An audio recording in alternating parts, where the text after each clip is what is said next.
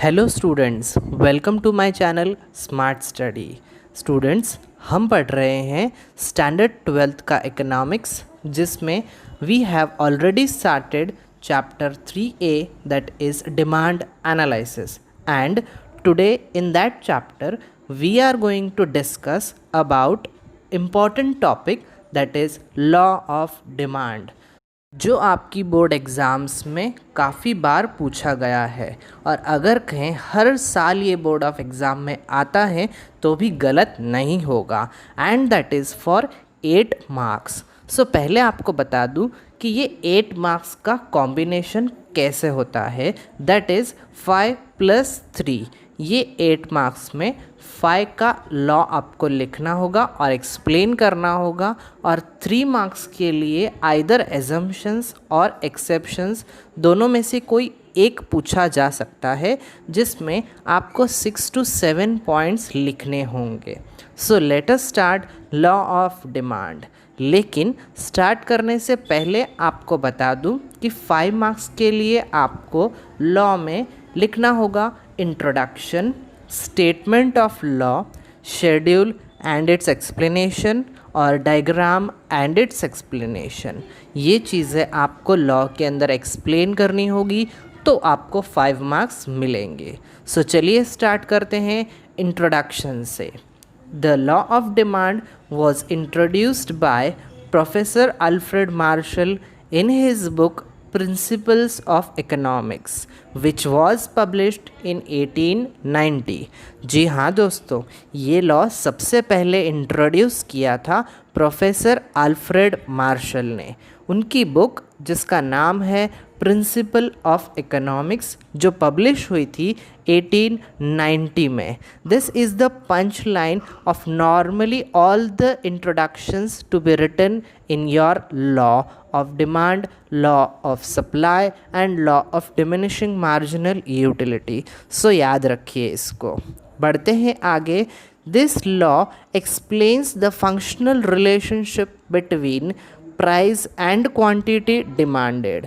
जी हाँ दोस्तों, कुछ दिन पहले हमने पढ़ा था इंडिविजुअल डिमांड, और आज भी वही लॉ ऑफ डिमांड में पढ़ने वाले हैं, that is relationship of price and quantity demanded.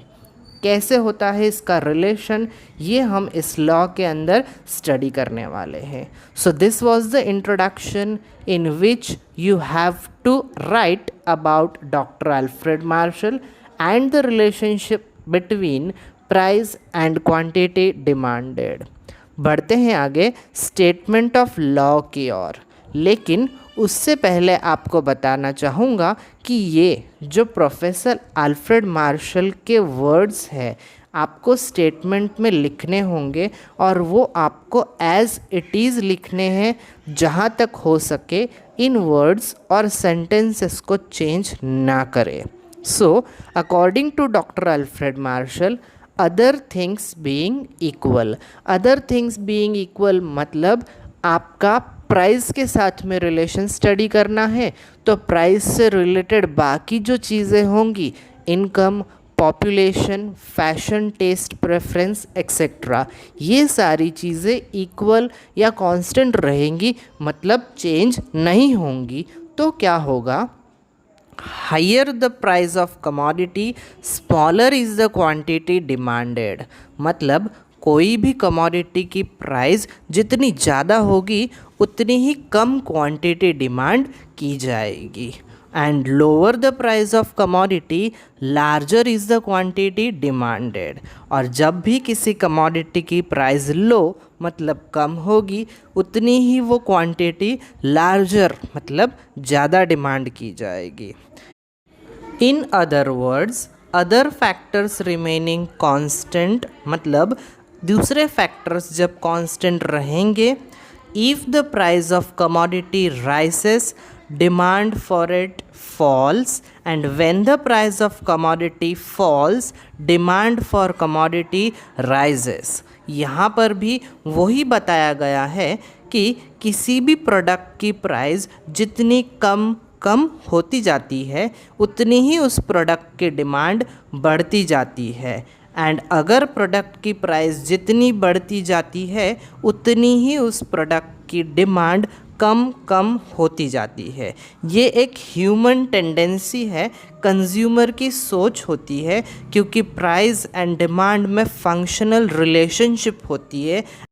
यहाँ पे dx का मतलब कोई भी चीज़ की डिमांड और x का मतलब कोई भी कमोडिटी हो सकती है। f मतलब functional relationship, that is function of px।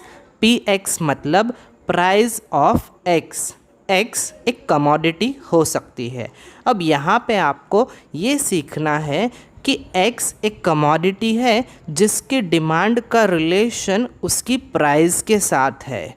Demand का रिलेशन प्राइस के साथ होना मतलब अगर प्राइस चेंज होती है तो डिमांड ज़रूर चेंज होगी, ऐसा इस रिलेशन का कहना है।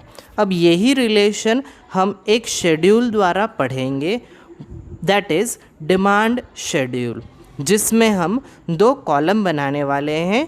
First is price in rupees and second is quantity demanded in KG. अब जो प्रोडक्ट की प्राइस है वो 50 है तो कंज्यूमर सोचता है कि बहुत महंगा है, मैं 1 kg ही परचेज़ करूँगा।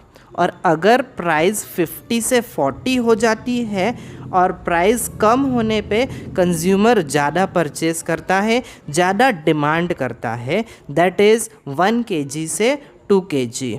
इसी तरह जैसे जैसे प्राइस कम होती जाती है 40 से 30, 30 से 20 एंड 20 से 10, उस प्रोडक्ट की डिमांड बढ़ती जाती है, दैट इज़ 2 kg से 3 kg, 3 kg से 4 kg एंड 4 kg से 5 kg।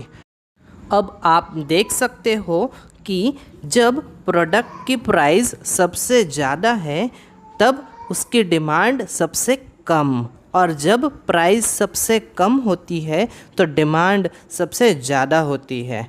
मतलब यहाँ कह सकते हैं कि there is inverse relationship between price and quantity demanded.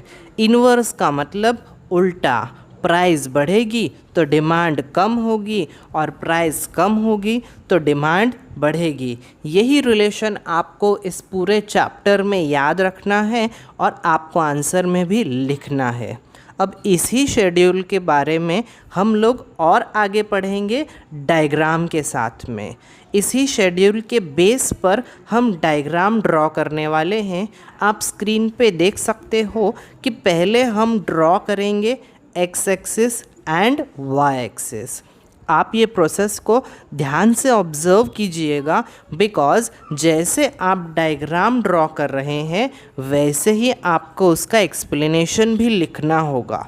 So on X axis there is quantity demanded is shown 1 kg, 2 kg, 3 kg, 4 kg and 5 kg, and on y axis price is shown, that is 10 rupees, 20 rupees, 30 rupees, 40 rupees and 50 rupees।